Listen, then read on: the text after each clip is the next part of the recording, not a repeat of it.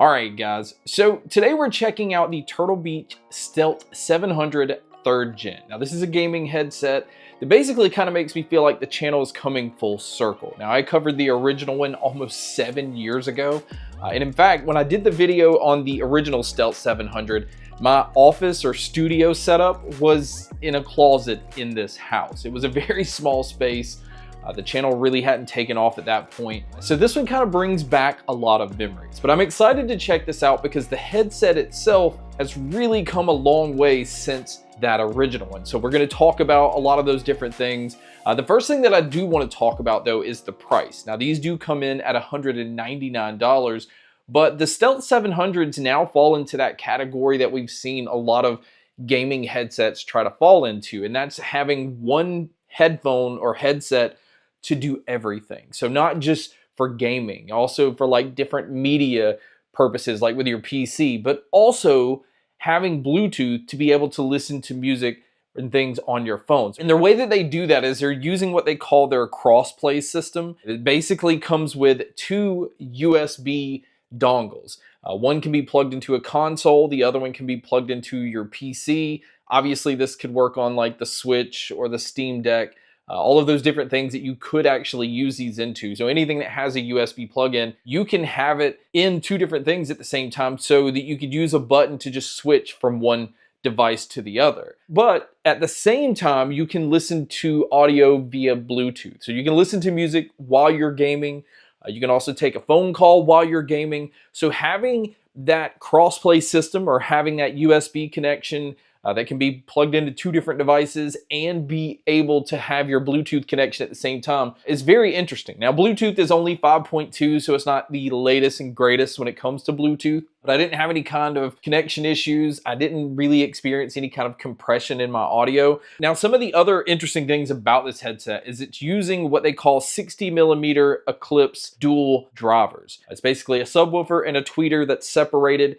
So it's not one driver trying to do everything. Now, again, we've seen this in other headphones and earbuds and IEMs where using multiple drivers allows one to handle the low end, so you can get a really aggressive low end and it not affect the details that you're getting out of the rest of your audio. But we'll talk about that once we get to the sound. Now, the battery life on this pair is very impressive. On a single charge, you're going to get up to 80 hours without needing to charge these. But if you do pick them up and they are dead, it says that a 15-minute charge is going to get you about 3 hours of use. Now, that always comes in handy, and I think 3 hours is a decent gaming session. So, you know, if you're somebody that doesn't always make sure that your headset or headphones are charged and good to go, it's nice that you can get that 3 hours just on that 15-minute charge. Now, to charge these, it does come with a USB-C cable, and outside of the USB-C cable and the dongles that we talked about, it really doesn't come with anything else because the mic is already built in on the headset. It's one of the pull-down mics, so when you pull it down, it will automatically turn it on, and you can mute it just simply by pushing it back up into the ear cup. Now, the design and the look of the headset itself, I will say, looking at these, it definitely still screams that this is a gaming headset. It's not because it has flashy lights, but it is fairly large. You can kind of tell that the microphone is sticking up a little bit. It does take the convenience out of these being very portable because these do not fold down. Now, they do swivel flat, so you can kind of lay them flat somewhere, but it didn't come with any kind of case. It didn't come with any kind of pouch, which I really wish that it would have, because it having that Bluetooth connection and because of there being all different kind of portable gaming devices now, it's something that you probably would want to take on the go. But because of its size, kind of keeps you from being able to do that. Now, another huge difference between these and the originals that I covered years ago is the build quality is so much better. Now, the old ones were pretty much just like all plastic, but I can tell you these have steel that's enforced through the headband. It's also using these metal yokes, so you can twist and turn and do all kind of things with this headset, and I really don't have any kind of fear it's going to break. Now, it does have a pleather headband, some padding up here. Not a whole lot of padding, but because of the way the weight's distributed on these, it's not very heavy. It's very comfortable, and that's because the ear pads are very thick. It's using a mixture between pleather and also a fabric. Now, the fabric is actually what touches your skin. And this is very cool to the touch, because if it had been pleather all around, this pair would have gotten hot very easily. So they went with the fabric so that you can wear these for a full gaming session and not feel like you have to take them off because there's heat just trapped underneath. Now it's also using memory foam, so it's very soft, it's very comfortable, and if you do wear glasses, you don't have to worry about these being uncomfortable either, because it's made where there's like a soft spot right where the arm of your glasses would go through these. And I do have to say, from a design standpoint, I do like this navy blue, or what they call cobalt blue, with the gold accent. Now this is the Xbox version, although it works with all of the different platforms. It's not specific to Xbox. And as far as the buttons and controls, there are a lot of buttons on these, a lot of different wheels, a lot of different things that this headset can do. On the left-hand side, this is where your power button is located.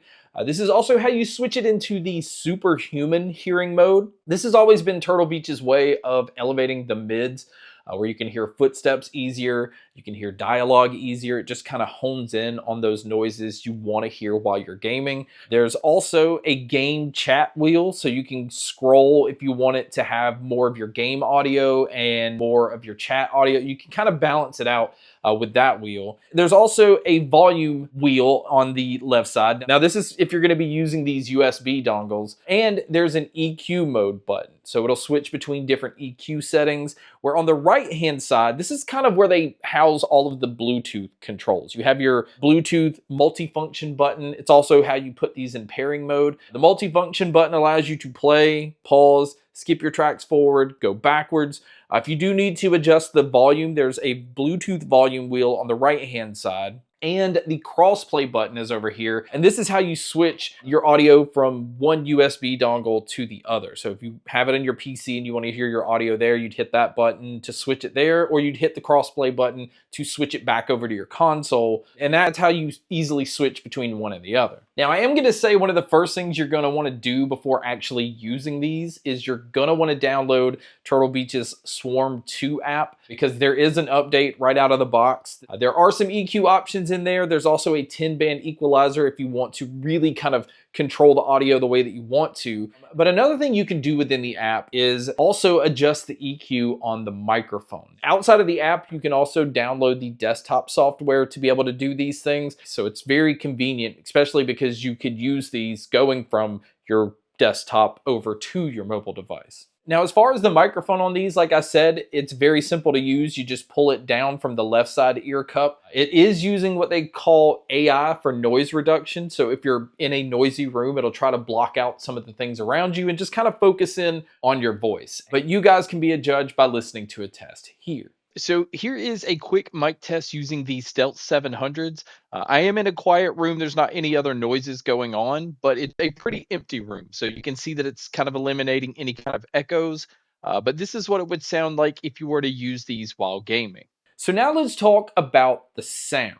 Now, like I said earlier, these are using 60mm Eclipse dual drivers. Again, it's allowing the woofer to handle bass separately, and then the tweeter to handle your mids and treble. So it's separating everything, keeping it from sounding like this mushy mess that sometimes you get with headphones using one driver to handle everything. And I'm gonna say this, I think the sound is phenomenal, and that's not just for gaming. I think gaming obviously is where these stand out, because this is a very mid-focused headset. Dialogue is fantastic. Hearing subtle things is extremely impressive. I really enjoyed listening to music on my desktop using these, because the audio gets much louder on the desktop than it does using these in Bluetooth mode. So do keep that in mind, but I'm not saying Bluetooth doesn't get loud. It's just that the desktop or console, if you're using these USB dongles, gets very, very loud. The bass presence on these, I'm gonna say, is very aggressive, especially in that bass and treble boost that I use. Now, if you use the Turtle Beach EQ setting or signature sound that's out of the box. It's a little bit more tamed. I would say it's a little bit more warm than the bass and treble boost. So it has more of a natural approach that way.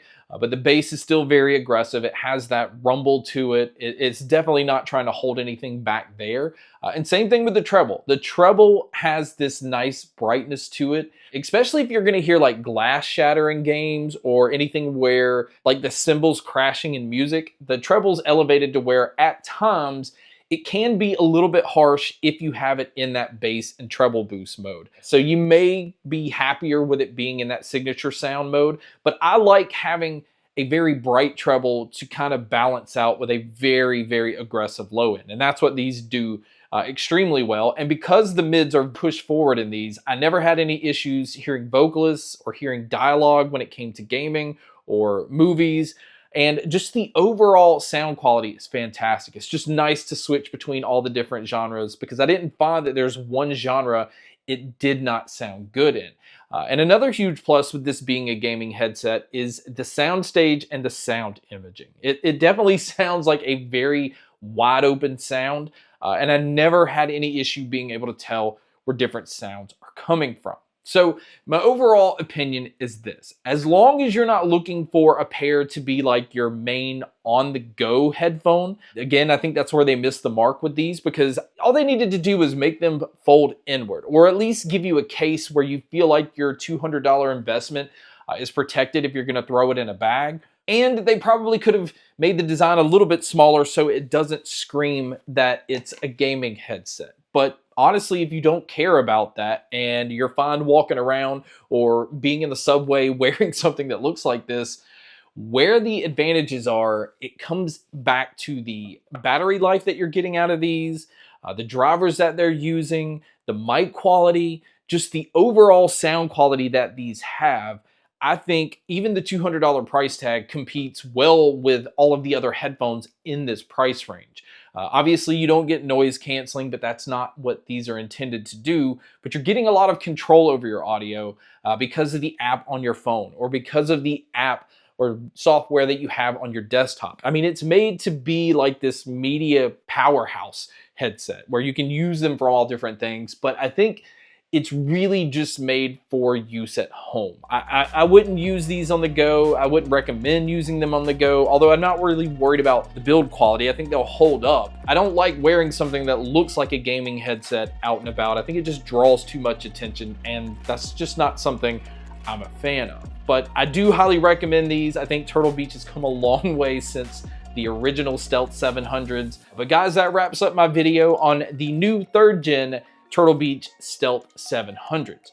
Thank you so much for checking out this video. Thank you so much for checking out all the other videos. And as always, make sure to stay tuned for more.